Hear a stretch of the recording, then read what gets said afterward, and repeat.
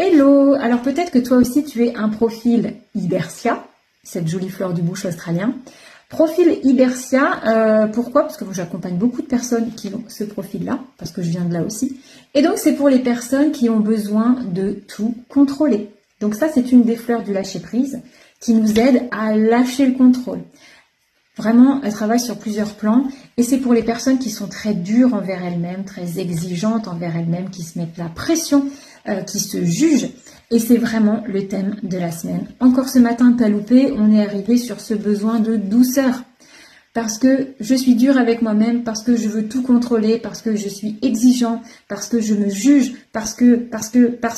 Il y a vraiment quelque chose qui est très dans la tête. Et donc cette fleur, c'est vraiment d'équilibrer le plan mental et le plan émotionnel. Redescendre dans la tête, dans le corps et lâcher le contrôle.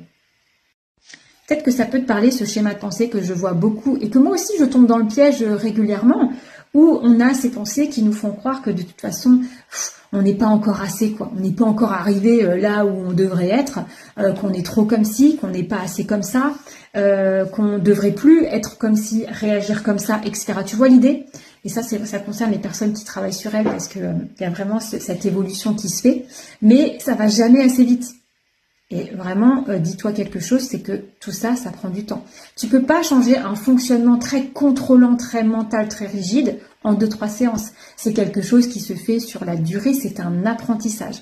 Et donc, ça arrive encore qu'on est là, avec ces pensées où on avance, on sent que ça va bien, on sent que ça va mieux, mais c'est quand même pas assez. Tu vois, le fameux pas assez. Donc là, dans ces moments-là, regarde un petit peu derrière toi et regarde le chemin parcouru. Et vois que, waouh, quand même, il y a une sacrée avancée et tout va bien maintenant. Et c'est ce schéma de pensée-là qui va ramener du jugement envers soi-même, de la dureté envers soi-même, de l'exigence envers soi-même, parce qu'on se fait croire qu'on n'est pas assez si. Et donc c'est d'autant plus dans ces moments-là de respirer et en fait d'accueillir le fait que aujourd'hui tu en es là où tu en es et tout est parfait, tout va bien, tout va bien. Donc c'est d'accueillir, et c'est ce que je vous répète souvent en séance, c'est que ce qui se passe, c'est qu'on va rejeter ces parts de nous qu'on n'aime pas parce qu'on est encore trop ci, trop ça, et puis on rejette notre façon d'être, et puis gna. Et ça, on va plutôt vouloir essayer de le refouler, de l'enfouir, de s'en débarrasser. Je veux me libérer de ça, je veux m'en débarrasser. Mais je t'assure que ce qui va mieux fonctionner, c'est presque de t'asseoir avec ces parts-là et de leur envoyer beaucoup d'amour.